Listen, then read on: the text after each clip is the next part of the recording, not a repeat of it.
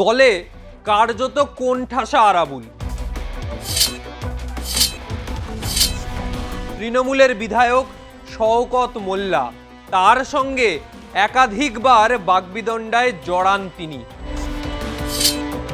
সেই আরাবুল ইসলাম আজকে কি বিজেপিতে যোগ দিচ্ছেন? তৃণমূল ছেড়ে আইএসএফ এর হাত ধরছে আরাবুল ইসলাম। রাজ্যে বিধানসভা নির্বাচন ঘোষণা হয়ে গেছে, বিধানসভার নির্ঘণ্ট, আর কয়েক দিনের অপেক্ষা, তারপরই নির্বাচন গ্রহণ হবে। আপনার ভোটাধিকার আপনি প্রয়োগ করতে পারবেন, কিন্তু এর মধ্যেই প্রতিটি রাজনৈতিক দলের চাপানুতর শুরু হয়ে গেছে। একদিকে তৃণমূল হোক বা বিজেপি, কংগ্রেস, সিপিএম, আইএসএফ, প্রতিটি রাজনৈতিক দল তাদের গুটি সাজাচ্ছে। কে কোন কেন্দ্রে দাঁড়াবে, কে কোথা থেকে প্রতিদ্বন্দ্বিতা করবে, কে কিভাবে কোন কেন্দ্রে দাঁড়িয়ে দলকে লিড এনে দেবে, এই রাজনৈতিক অঙ্ক কষাকষি ইতিমধ্যেই শুরু হয়ে গেছে। আর এই আবহের মধ্যে দাঁড়িয়েই একসময় ভাঙরে দাপিয়ে বেড়েছেন যে নেতা ভাঙরে তৃণমূলকে এতটা ডিভিডেন্ড দিয়েছে, দক্ষিণ 24 পরগনায় যার একচ্ছত্র আধিপত্য, যে দাপট তিনি দেখিয়েছেন, সেই আরাবুল ইসলাম তৃণমূল ছেড়ে দিলেন। আরাবুল ইসলাম তৃণমূল ছেড়ে কোন রাজনৈতিক দলে যাচ্ছেন, কোন রাজনৈতিক দলের ছত্রছায়ায় তিনি যাচ্ছেন, এখন সেটাই দেখার। দলে কার্যত কোণঠাসা আরাবুল, দল তাকে আর গুরুত্ব দিচ্ছে না।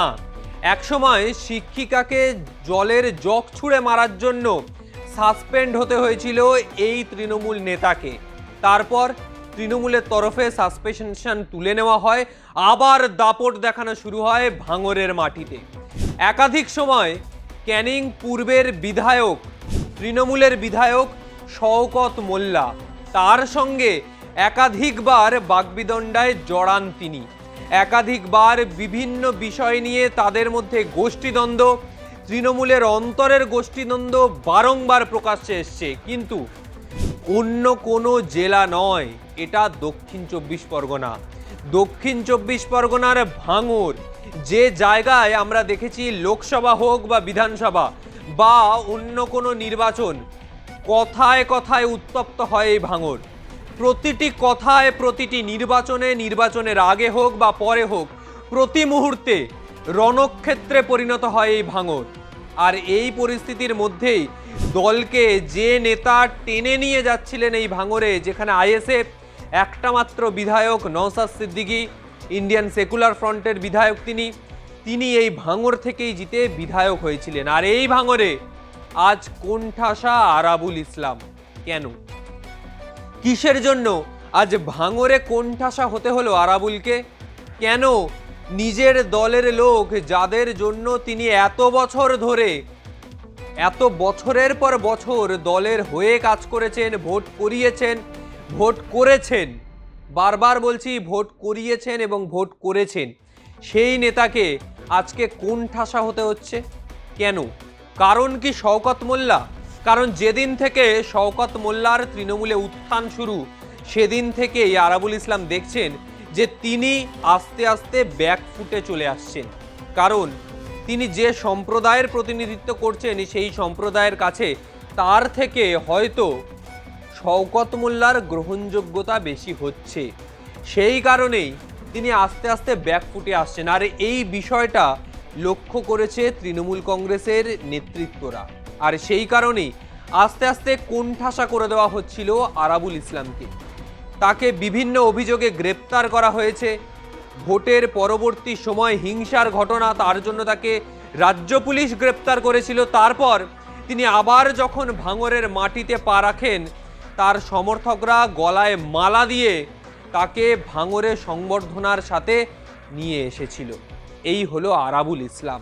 যে আরাবুল ইসলাম দাপটের সাথে নির্বাচন করিয়েছেন, যে আরাবুল ইসলাম কোনো কিছুর পরোয়া না করে রণক্ষেত্রে থেকে যুদ্ধ করে ভোট করিয়েছেন, সেই আরাবুল ইসলাম আজকে কি বিজেপিতে যোগ দিচ্ছেন?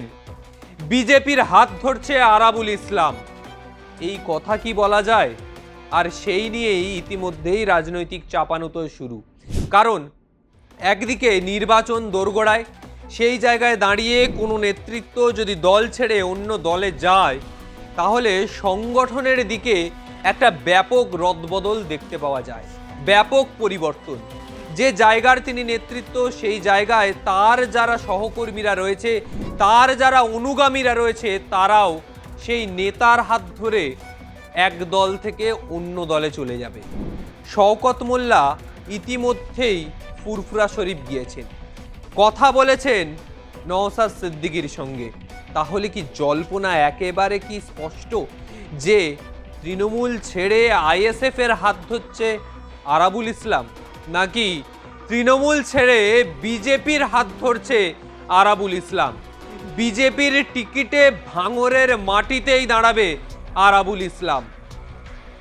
কোন রাজনৈতিক দলের ছত্রছায়ায় যাচ্ছেন তিনি, এখন সেটাই দেখার। আজকের মতো বিদায় নিচ্ছি, যেহেতু নির্বাচন ঘোষণা হয়ে গেছে। আরও প্রতি মুহূর্তে বিভিন্ন আপডেট নিয়ে আপনাদের সামনে আসব। প্রার্থী তালিকা ঘোষণা, প্রার্থী বদল, ভেরিফিকেশন, ভোট গ্রহণ, ভোটের পরবর্তী ফল প্রকাশ, একাধিক কর্মসূচি, প্রতি মুহূর্তের আপডেট নিয়ে আসব। আজকের মতো বিদায় নিলাম। ভিডিওটা ভালো লাগলে অবশ্যই লাইক কমেন্ট করবেন, চ্যানেলটি সাবস্ক্রাইব করবেন, আপনার মন্তব্য জানাবেন। নমস্কার।